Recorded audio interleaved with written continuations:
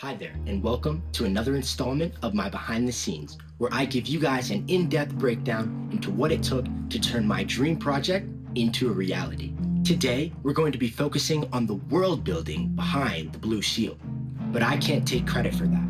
I'd like to introduce you to another person responsible for bringing the Blue Shield from the paper to the screen. Today, we'll be focusing on the production and costume designer.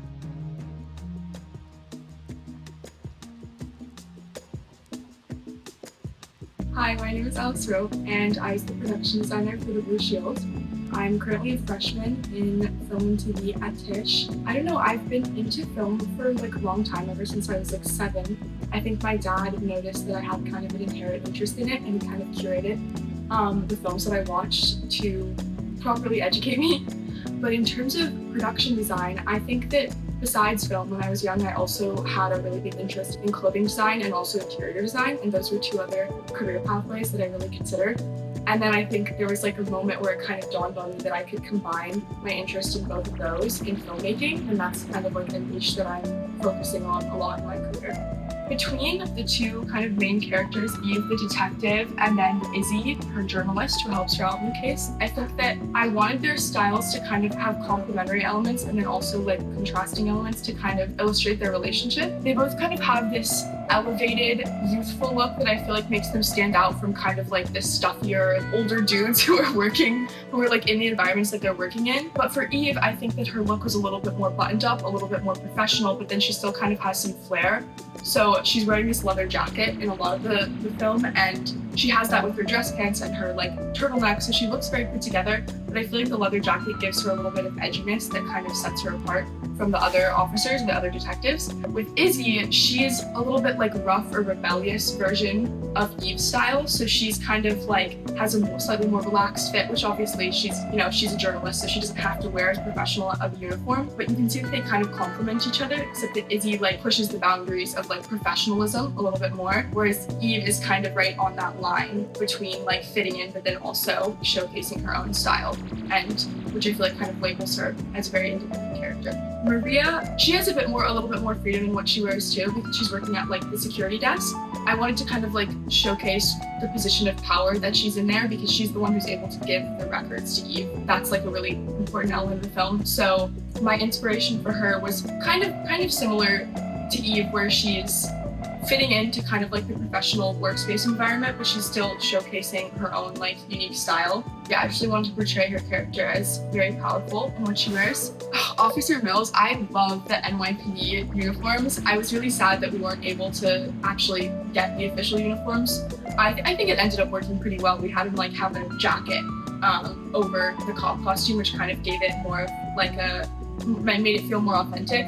It's professional, but it's also kind of got this cockiness to it, which I feel definitely suits his character.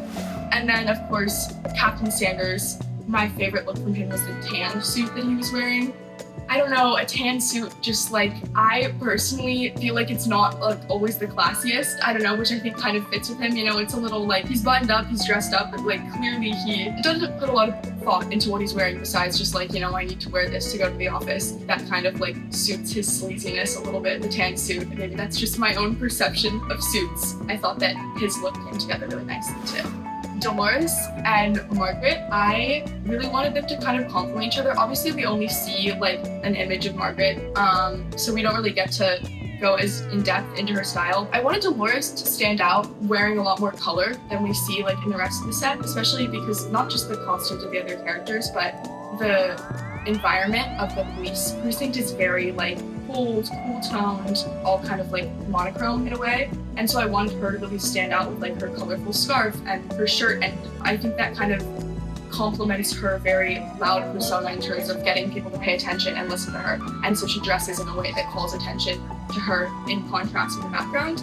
And then similarly, you can kind of see Margaret also is wearing some more colorful elements, which I feel connect her to her grandmother. But I really love Dolores' style. I also felt it suited the actors very well. It looked really, really nice. We were super fortunate because the shooting location was very unique in that it was like this office space that was no longer in use, and there was a lot of just leftover materials from when it was in use. There were tons of like papers and office equipment and all of this stuff that was already like worn in and used. And so in addition to some of the props that we brought in, it was almost like a scavenger hunt of like looking for different items to kind of bring into the set. And I honestly think that made it feel a lot more authentic because all of these items were worn, all of them were used, and the feeling that I really wanted to create in the office was kind of to demonstrate how long the captain has been here, how long he's been in the precinct. He's very well established, he's very comfortable in his office. You know, he has some picture frames in the background, he has stacks of papers, he has a little coffee pot. Like, it's very clear that he's been here for a while and this feels like home to him. You know, he's at this position of power, he has this big space all to himself that he's kind of inhabited. Like, I want to get the sense that Eve is kind of coming into his home base, and like what position does that put her in when he holds power not only in himself but also just like owning that space and that being, you know, his environment where he's very comfortable and established. So I think with the set design, it really came down to like, how do we make this feel like a very lived-in space, more home-like, I guess, than sterile and office-like, which I think is what the rest of the set kind of feels like. The security room was a fun one to design. We really had to lug in so much equipment, like so many desks and then just as many like computer monitors, random stuff to kind of fill up the room as we could. I think that the set design and then also the cinematography does a really good job of closing down the space. We have Maria surrounded by all of these monitors and there's things stacked up next to her, and then it's pretty dark in the room. Security rooms are kind of like behind the scenes. They have kind of like an air of like mischievousness to them. And then I think the darkness in the room and the only light coming from like a small lamp and then also the illumination from the monitors, I think it adds to the tension of the scene between her and Eve where they're discussing top secret information and they're looking behind the scenes at things that they shouldn't be looking at. It was really all about kind of like closing in the space and making it feel very intimate, a little bit cramped, a little bit like uncomfortable to kind of like add to that tension.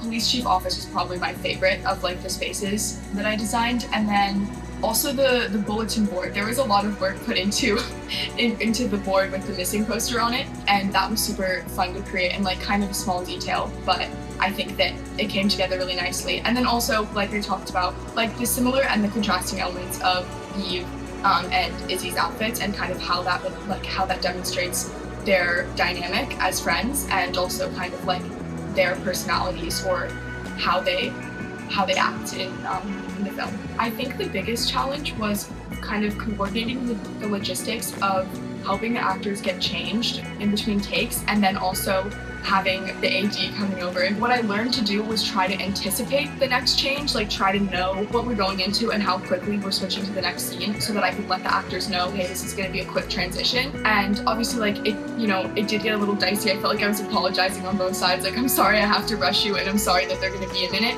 As the production went on, I was able to anticipate those switches and tell people ahead of time. So even if it was a quick transition, it didn't feel like whiplash where it's like all of a sudden, okay, now you need to change, now you need to get back out. And that was something I didn't really think about as being a challenge because you think more about like designing the costumes and having them ready and laid out, and then you don't think about the logistical element of like when people need to be wearing what, when. Yeah.